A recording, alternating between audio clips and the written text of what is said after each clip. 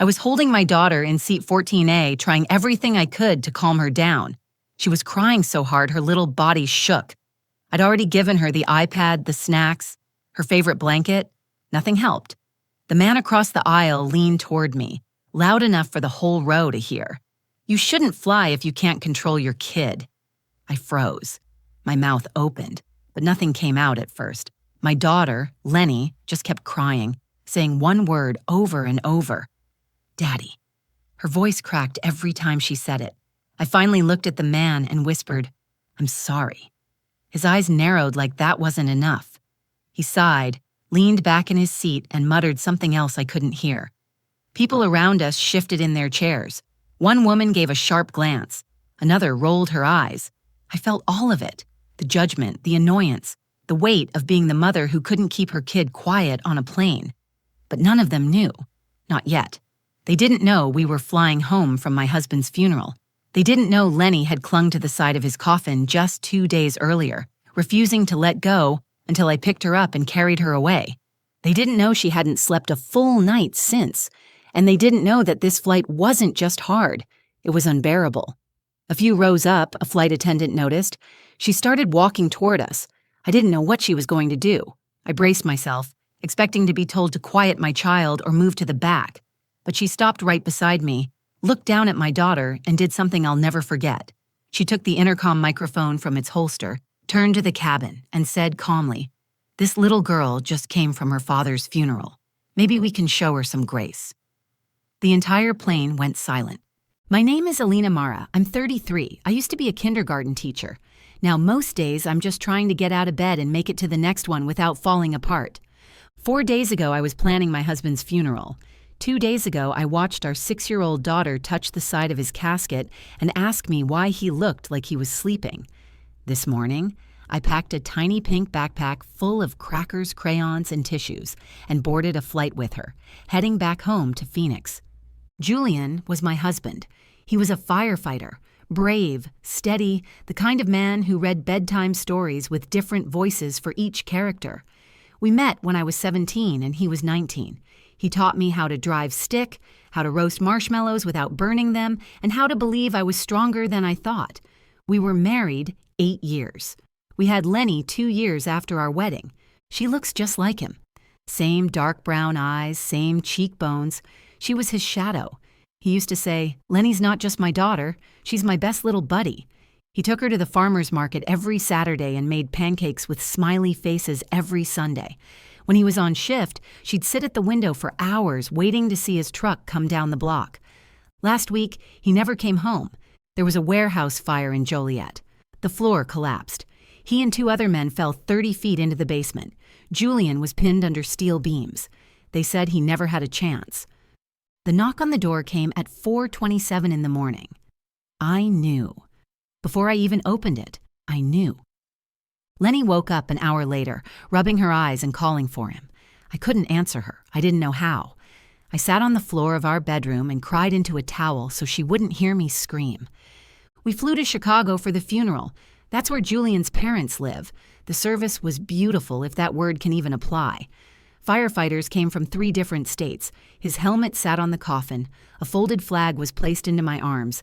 Lenny sat on my lap the whole time, staring straight ahead. She didn't cry at the funeral, not one tear. She didn't speak at all until we were alone in the rental car that night, when she said, "Is Daddy still at work?" It broke me. Now we're here, on a commercial flight filled with strangers who know nothing about us, nothing about what we've been through. Just another mom with a crying kid, just another person disturbing the peace. We were flying home to a house that no longer feels like home. I kept thinking about Julian's coffee mug still sitting on the kitchen counter, his boots by the door, his toothbrush in the holder. I hadn't touched anything. I wasn't ready. Lenny had barely spoken since the funeral. She wouldn't let go of the elephant stuffed toy Julian gave her on her 5th birthday. She clutched it with both hands while we went through security, while we sat at the gate, while we boarded the plane. I'd hoped she would sleep, that maybe the sound of the engines would calm her. But once we were in the air, the pressure built in her ears, and she began to cry. First soft, then louder. She cried like something inside her cracked open. I tried everything. I offered her a granola bar, her favorite coloring book, the iPad with the bunny cartoon she used to love. Nothing worked. I didn't blame her. She missed him. She wanted him. And deep down, I think she realized that no one was going to tell her it was all a mistake, that he'd be home in the morning. That moment, the one where a child stops hoping, is the one that shatters a mother. So there we were, me trying to calm her with a half-whispered lullaby, and her crying into her elephant. People around us were getting annoyed. I could feel it. I could hear the sighs. I could see the sideways glances. And then came the man. "You shouldn't fly if you can't control your kid." The way he said it wasn't just annoyed. It was sharp, like a knife disguised as advice. His tone told me that I had already failed in his eyes, that he didn't care about the reason, just the noise. I wanted to disappear. I hated that I even said, "I'm sorry." Not because I didn't feel sorry, but because I felt forced to apologize for something so much deeper than inconvenience. I glanced down at Lenny, who was red-faced and sweaty from crying. She looked up at me and whispered, "I want Daddy." I wrapped my arms around her. "I know, baby," I whispered. "I know." The sound of a cart rolling down the aisle barely registered at first, but then I saw the flight attendant coming. Not hurried, not stern. Calm. Observant. She didn't look frustrated. She didn't look judgmental. She looked human. She knelt beside our row, asked me softly if I needed anything. I looked at her, unsure what to say. I didn't want to explain. I didn't want to cry in front of more people. But I answered honestly. "We just buried her dad." She nodded slowly. No questions, no lecture. She stood up, walked away. I watched her go, unsure if she'd return. I didn't know what she was planning to do, but what she did next would silence that entire plane and change everything. Lenny's sobs only got louder. The engines hummed in the background, but her cries cut through the cabin like glass. I could feel the tension around us tightening. Passengers shifted in their seats. Some looked out the window, pretending not to hear. Others didn't bother pretending. The man across the aisle, mid-50s khakis button-down shirt, Bluetooth earpiece still in, let out an exaggerated sigh. He adjusted his seatbelt with more force than necessary and shot me another glance. I avoided his eyes. I held Lenny tighter, trying to rock her gently against my chest. Her tiny hands clutched the stuffed elephant, damp now from her tears. She kept saying the same words, over and over. "I want to go home. I want Daddy. I want to go home." I whispered back, "We're going home, baby. Just a little longer." But she didn't stop. Her cries weren't tantrums. They weren't stubborn or manipulative. They were deep, raw. They were pain-made sound. I reached into the seat pocket and grabbed a napkin to wipe her face. My hands shook. I was sweating through my sweatshirt even though the plane was cold. The woman in front of us turned slightly and looked over the seat. Her brows were tight, her lips pressed together. She didn't say anything, but her expression said enough. I turned back toward the window, willing myself not to cry. And then the man across the aisle spoke again, louder this time. "This is ridiculous. You shouldn't fly if you can't control your kid." I didn't even look at him this time. I just whispered, "I'm sorry." That was all I could manage. I wasn't going to argue. I didn't have the energy. I didn't have anything left to give. My grief was a weight on my chest, and now I was drowning under everyone else's judgment too. Lenny buried her face into my neck, sobbing harder. Her little voice cracked between words. "Why did Daddy have to die? I want Daddy!" I closed my eyes. The pain hit me in waves. I wanted to scream, to run, to vanish. I wanted to reach back through time and pull Julian out of that building. I wanted to shield our daughter from a world that could tear her heart apart before she even learned how to spell grief. Instead, I sat in a cramped airplane seat, trapped 30,000 feet above ground, surrounded by strangers who were more bothered by the noise than the reasons behind it. The man across the aisle kept muttering, and now a couple near the emergency exit began exchanging comments.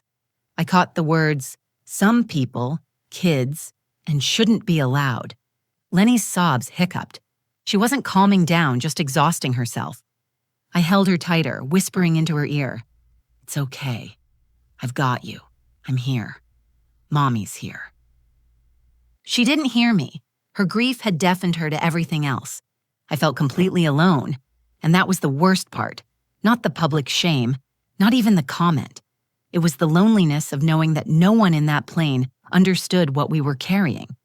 That loneliness, that silence from everyone else, hurt more than the man's words. The flight attendant hadn't returned. For a second, I wondered if she had changed her mind. Maybe she had gone back to the galley to avoid the drama. Maybe she thought I should be handling it better, too. I glanced around. Row 13 looked away when I caught their eyes. A teenager with headphones on across the aisle gave me a half smile, but it faded quickly when he noticed the man glaring at me. There was nowhere to go, no space to breathe, no one to help. And then, just when I felt like my heart was going to break under the pressure, I saw her again. The flight attendant, Miss Calloway, walked steadily down the aisle toward us. Her expression was unreadable. She wasn't carrying water or snacks, just walking with a purpose I didn't understand yet. She paused beside my seat and looked at Lenny first. Then she looked at me. Her voice was soft. "Do you need anything?" I wanted to say no. I didn't want to burden her further, but the words came out before I could stop them. "We just buried her father. 2 days ago. We're trying to get home." Miss Calloway nodded slowly. She didn't ask questions. She didn't make a face. She didn't offer platitudes. She simply nodded. And then she walked away. I stared after her, confused. Not disappointed, just unsure. I didn't know what she was doing, but there was something in her eyes that made me feel, for the first time since the funeral, like someone saw us. Not just the noise, not just the chaos, but us. Lenny was still crying. Her voice had gone hoarse. I didn't realize I was crying too until I felt the tear slip down my cheek and land on her forehead. We sat there in the quiet storm of our pain, surrounded by people who didn't understand, while a woman we barely knew was about to remind them all what compassion looked like. The tension in the cabin stayed thick, like a storm waiting to break. But something was coming, and I didn't know it yet, but in the next few seconds, everything was about to change. The plane hummed on, steady and indifferent. Outside the window, clouds stretched out like soft gray fields, endless and cold. Inside, the tension around us hung thick and heavy. Lenny was still crying, her voice raw now, broken down from the weight of it all. My shirt was damp where her tears had soaked through. I rubbed her back in small circles, over and over, more out of habit than hope. No one had said anything kind. No one had asked if we were okay. The silence from the other passengers was louder than the engines. I felt like I was unraveling in plain sight, and everyone was just watching it happen like a show they didn't ask to see. But I kept holding her. I kept whispering to her, even though she couldn't hear me through the noise inside her head. I had no plan, no solution. All I could do was survive the next minute, and then the next. Then I saw her. Miss Calloway, the flight attendant, returned. She didn't have water or snacks or coloring books. She didn't look rushed or stressed. Her steps were slow but certain, her face calm and unreadable. She stopped at the front of the cabin next to the intercom panel. Passengers noticed her. Some looked up, maybe thinking it was just another seatbelt reminder or drink announcement. A few ignored her completely. I watched her, confused. She wasn't looking at anyone in particular. She stood there for a second, and then she picked up the microphone. Her voice filled the cabin. Not loud, but clear. "Ladies and gentlemen, I'd like to ask for a moment of your attention." I sat up a little straighter, still holding Lenny in my arms. Her breathing slowed slightly as she turned her head toward the sound. The man across the aisle glanced up, looking annoyed but curious. Miss Calloway continued, "There's a little girl in seat 14A who's been crying for some time. Some of you may be feeling frustrated or disturbed by the noise. Before we go any further, I'd like to share something important." She paused only long enough to shift her eyes down the aisle. Then she said it. "That little girl just came from her father's funeral. He was a firefighter. He died in the line of duty 3 days ago. Her mother is doing the best she can. So maybe, just maybe, we can show her some grace." Silence. Not awkward, not stiff. Real silence. The kind that fills you with stillness because you suddenly realize something bigger than yourself is unfolding. I couldn't breathe. I didn't know what to do with my hands. I felt 100 eyes shift toward us, but this time the stares weren't sharp. They weren't annoyed. They were softer. Some were full of guilt, some sympathy. One woman pressed her hand to her chest. A man 2 rows ahead reached for a tissue. Lenny didn't understand the announcement, but she felt something shift. Her body relaxed against mine just a little. Her cries turned to hiccups, quieter and slower. I looked at her and brushed the hair out of her eyes. The man across the aisle looked down at his lap. He didn't say another word. I kept my eyes on Miss Calloway. She didn't make a grand gesture. She didn't wait for applause or recognition. She just nodded once, quietly put the microphone back in place, and returned to the back of the plane. That was it. A single moment. One voice. One act of courage. But everything changed. The woman in the row ahead turned and leaned back, her voice gentle. "I'm so sorry for your loss." I managed to nod, afraid I'd cry if I spoke. A teenager 2 seats down rummaged through his backpack and handed Lenny a small box of crayons. "These helped me when I was scared on my first flight," he said. And then someone passed us a small, soft plush elephant, different from the one Lenny held, but similar enough to feel familiar. It came from a woman near the rear of the plane. I looked back to thank her, but she just smiled and waved. I kissed the top of Lenny's head and whispered, "Look, baby, you're not alone." In that moment, everything that had felt cold and hostile was warm again. Not fixed, not healed, but human. Miss Calloway had made a choice. She could have walked by, she could have said nothing. Instead, she used her voice to speak the truth the rest of the plane needed to hear. She reminded them that behind every cry is a story, and behind every mother is a reason. And in doing so, she gave us something I hadn't felt since the moment Julian died: dignity. After the announcement, the energy on the plane changed. It wasn't immediate applause or dramatic gasps.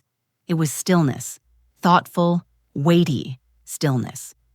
For the first time since we'd boarded, no one seemed to mind the sound of a child crying. In fact, it was quieter now, not just from Lenny, who was slowly tiring out, but from the passengers themselves. Conversations hushed. The judgment evaporated. What filled the space instead was awareness. Awareness of the grief seated in row 14. The man across the aisle didn't meet my eyes. He shifted in his seat, adjusted his tray table, glanced out the window, and stayed quiet. The harshness in his posture faded. His hands, once crossed tightly over his chest, rested more loosely in his lap. I didn't need an apology. I didn't expect one. What I needed, what Lenny needed, was what we had just been given: space to hurt without being punished for it. Lenny's sobs had softened to little tremors. Her head rested against my chest, and her thumb found its way to her mouth like it used to when she was smaller. Her breathing slowed. Her eyes blinked heavily. I rocked her gently. I hadn't moved from that position for what felt like hours. That's when a woman from 2 rows back stood up and walked over to us. She looked about 60, with soft silver hair and kind eyes behind square glasses. She bent slightly to our level and spoke just above a whisper. "My husband died last year. He was a police officer. We had a little girl, too. I know how hard it is." I felt the tears rise again. I hadn't cried in front of a stranger until that moment. Not like this. Not with my whole body. I nodded, unable to speak, and she gently touched my shoulder before returning to her seat. She didn't linger. She didn't need to. Her presence was enough. A minute later, someone reached across the aisle. A young woman, maybe in her 20s, with a tattoo of a rose on her forearm. She held out a packet of tissues. "I don't know what to say," she said, "but I'm really sorry you're going through this." I accepted the tissues and gave her a quiet thank you. My throat was too tight for much else. But the gratitude I felt was overwhelming, not just for the tissue or the words, but for the humanity in her face. She saw us. She didn't look away. Row by row, people began to open up in their own small ways. A man offered Lenny a sticker book. Another gave me his unopened granola bar. A woman, toward the front, flagged down a second flight attendant and asked if there was anything more they could do for the little girl in row 14. It wasn't dramatic. It wasn't loud. But it was real. The thing that struck me most was that none of it would have happened without Miss Calloway. She had taken a risk. She had stood in front of a crowd of strangers and told them a story they didn't ask for. She reminded them of something they should have known already, that grief doesn't come with volume control, and pain doesn't ask for permission. She could have stayed silent. She could have followed procedure and moved on. Instead, she used her voice to make space for mine and Lenny's. She gave us dignity. She made room for compassion, and the passengers followed her lead. As Lenny finally drifted to sleep in my arms, I leaned back into the seat. My body was tired. My heart ached. But for the first time since Julian's death, I didn't feel alone in it. I looked across the aisle at the man who had spoken so harshly. He sat stiffly, arms crossed again, staring out the window. I wasn't angry with him. Not anymore. People don't always understand what they're seeing. It's easier to judge a crying child than to imagine the funeral they just came from. It's easier to blame noise than confront grief. But now, he knew, and that mattered. The plane continued its course west, somewhere over the middle of the country. Outside the window, the clouds parted just enough to reveal streaks of orange and blue, the early signs of sunset bleeding into the sky. It was quiet in the cabin, not tense, but peaceful. Something had settled, a kind of reverence maybe for the fact that we were all sharing space with more than just luggage and seatbelts. We were sharing it with each other's stories, each other's broken pieces. Lenny sighed in her sleep. I brushed a strand of hair from her face. Her little elephant was still clutched tightly in one hand. I kissed the top of her head and whispered, "We're almost home, baby." And for the first time since we boarded, I believed it. When the wheels touched down in Phoenix, Lenny was still asleep against my chest. Her little mouth was open, her hand still curled around the ear of the stuffed elephant. I didn't want to move, not yet. I wasn't ready to stand up and re-enter a world where our life looked the same from the outside, but felt completely unrecognizable. Passengers began gathering their things. Seatbelts clicked open. Carry-ons were tugged from the overhead bins. The usual rush to get off the plane had begun, but something was different this time. It was quieter, more careful. Like people understood that this wasn't just another routine landing. The woman with the silver hair gave me a soft wave as she stepped into the aisle. I nodded back. No words. Just a shared understanding. One parent to another. The young woman with the tattoo stopped as she passed me. She reached into her bag and handed me a small folded piece of paper. I opened it as she walked away. In simple handwriting, it said, "You're doing better than you think." My throat tightened again. I tucked the note gently into the side pocket of my bag. Then I saw Miss Calloway. She was standing by the front of the cabin, thanking passengers as they exited. When it was our turn, she looked directly at me, then down at Lenny. "She stayed strong," she said quietly. "So did you." I swallowed the lump in my throat and whispered, "Thank you for everything." She gave a small smile. "You're not alone. Just remember that." And then we stepped off the plane. The airport was busy, as airports always are, but the noise felt different. Lenny stirred, blinking in the bright light. She looked around in confusion, then at me. "Are we home?" "Almost," I said, brushing her hair behind her ear. I carried her all the way to the baggage claim. She was heavy in my arms, but I didn't mind. I wasn't ready to let go. Not yet. I watched people rushing to find their bags, meeting loved ones, tapping at phones. None of them knew what we had just lived through in the sky above them. But I knew, and I would never forget. In the days that followed, the house felt heavier than I expected. Julian's things were still where he had left them. His boots were still by the door. His badge still hung from the hook in the kitchen. I kept thinking I would hear his keys jingling, his voice calling out from the hallway. Lenny would sometimes wander into the bedroom, pause in the doorway, and ask, "Do we have to live here without him now?" I didn't have an easy answer, but I held her close and said, "We'll live with him in a different way." We started making small changes. I framed one of Julian's old t-shirts for Lenny's room. We lit a candle next to his photo every night. We began a new tradition, writing letters to him every Sunday morning. Lenny would draw pictures. I would write words I couldn't say aloud. It wasn't the same, but it was something. That flight taught me something I didn't expect. It taught me that pain doesn't have to be invisible to be respected. It reminded me that even when people don't understand what you're carrying, they still have a choice in how they respond. One woman chose to speak, She used a few words at 30,000 feet to crack open a cabin full of strangers and fill it with empathy. That moment will stay with me for the rest of my life. And to the man across the aisle, I don't hold anger in my heart. I hold understanding. Because grief is a language not everyone speaks. But kindness? That one is universal. To anyone who sat in public with a crying child and felt the burn of judgment in every direction, I see you. You are not failing. You are not weak. You are carrying more than most people ever notice. And to every flight attendant, every stranger, every person who chooses grace instead of criticism, thank you. Because grief doesn't always look like a black veil or quiet tears. Sometimes it looks like a tired mom holding a broken little girl on a crowded flight. And sometimes all it takes to soften that pain is one person brave enough to say, let's show some grace. We all land somewhere eventually. Some of us just need a softer place to touch down. If this story moved you, if it reminded you of someone you love, or a moment you'll never forget, share it. Let it remind someone else that kindness matters, even when we don't know the whole story.